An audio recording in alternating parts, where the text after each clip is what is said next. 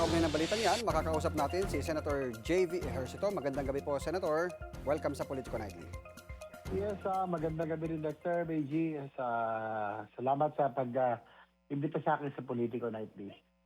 Sen, ano po yung napagkasunduan para doon mapababa naman yung presyo ng airfare sa ating mga domestic flights? Well, inatag ko lang yung dahilan kung bakit mahal ang airfare ng domestic flights, lalo na po sa ilang tourist destinations tulad ng Siargao at Busuanga at Batanes. Ang paliwanag ng mga airline at ng Civil Aeronautics Board dito, lalo na yung mga airline na nandun kanina, kapag ginamit ko ang turboprop o yung po propeller na aeroplano yung mas maliit, dito sa mga airport na ito, sa mga destination tulad ng Siargao, ay mas mahal po talaga ang cost dahil unang-una mas maliit ang kapasidad ng mga turboprop aircraft, mga aeroplano. Tapos limitado rin ang gamit ng airport nila dahil hanggang bago magdilim. So hindi nila yung cost nila ng paggamit ng aeroplano hindi nila ma-maximize, kaya mataas ang presyo ng kanilang airfare, Kaya ang long-term plan talaga natin dito, Dexter, ay dala ko nag-defend ng DOTR, ay extend ang mga runway, kaya lang medyo matagal pa ito dahil magre-reclaim pa sa Siargao, sa Busuanga, may bagong orientation. So ano pa in long term natin, habaan ng mga runway para maka-accommodate ng Airbus A320 na yung jet mas mumura kasi mas mura ang cost nito, mas malaki ang capacity. Pero in the meantime, ay ina-nitrate natin yung mga airport ng Siargao, Busuanga at iba pa, para dumami ang flights nito, babawi yung cost para maibaba natin yung cost ng yung pasahe at airfare ng so yun ang immediate natin na gagawin.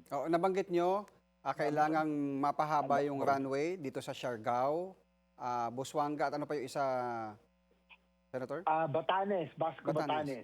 Pero yung sa Batanes, Sen, mukhang may area pa ba na maaring paglagyan na extend yung runway? Wala na siguro yun ang mga masalimuot at medyo complicated na lugar.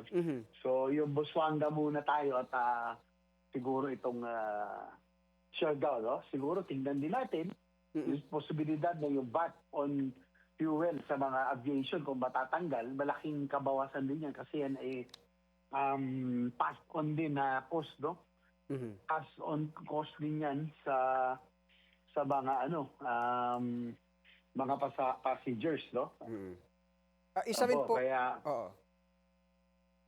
yun yung mga bagay na pwedeng tingnan. So far yan yung mga yung mga destination na madalas pinupuntahan pero napakataas nga ng airfare. Isa rin, Sen, doon sa mga nakikitang problema yung mga flight delay. Natalakay din po ba ito doon sa pagdinig kanina? Hindi masyado, more on the airfare tayo Okay. ngayon yun ang pinag-usapan natin kasi sa iba sa Committee on Public Services na siguro yan papasok yung mga flight delays at iba pang issue about aviation, So napag-usapan na rin yan dati.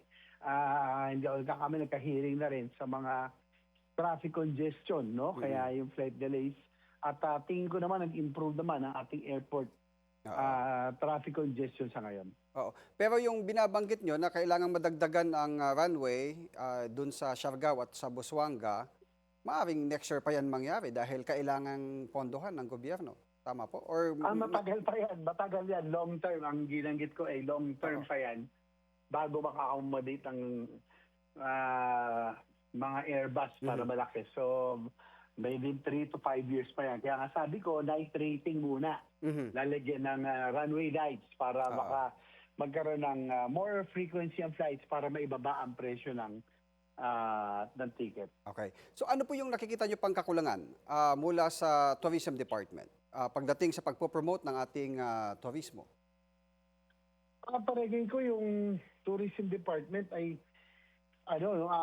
sila po yung inalisan natin ng pondo ng ilang taon, no?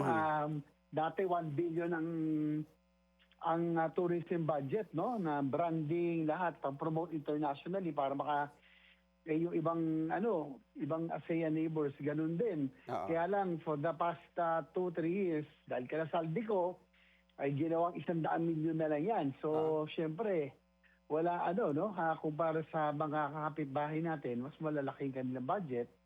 Ang sa tingin ko yung pagpo-promote ay walang problema. Ang problema natin yung pagdating dito, yung pag-alaga natin, yung infrastructure yan ang pinag-usapan natin, yung connectivity, yung transport, yung convenience ng tourist ang ating pong pakay kanina, na kapag nandito, handa ba tayong nag-ibita tayo sa bahay natin, handa ba tayong sila po ay alagaan, no? With the infrastructure, transport at iba pang bagay. Ayun. So paano po makakaakit ng mas maraming turista ang DOT? Ang pagkakaalam ko, Sen, medyo matagal-tagal na rin, ilang taon na rin tayong walang tourism slogan. Meron naman, yung Love the Philippines, di ba?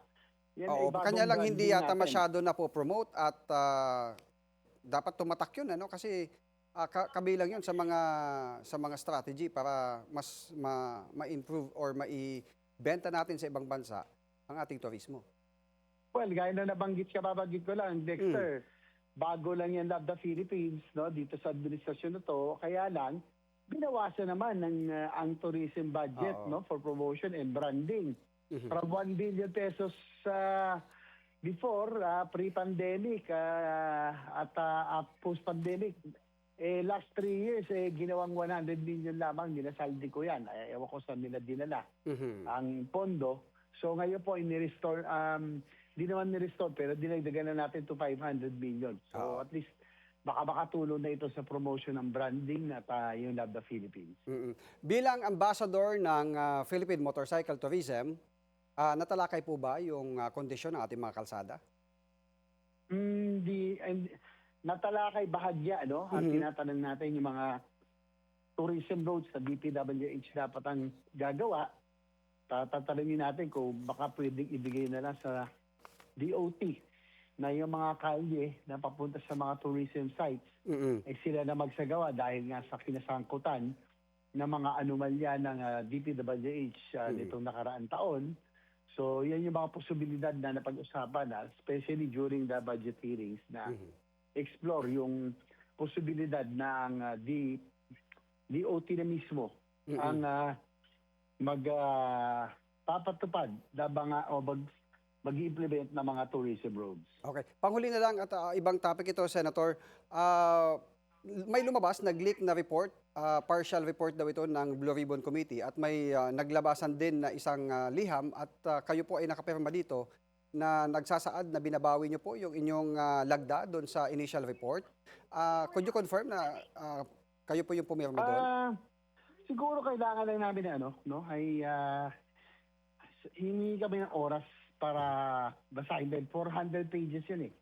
So, hingi lang kami ng oras para hindi naman pwedeng basta-basta na tayo pumirma na hindi po natin nababasa. So, yun lang.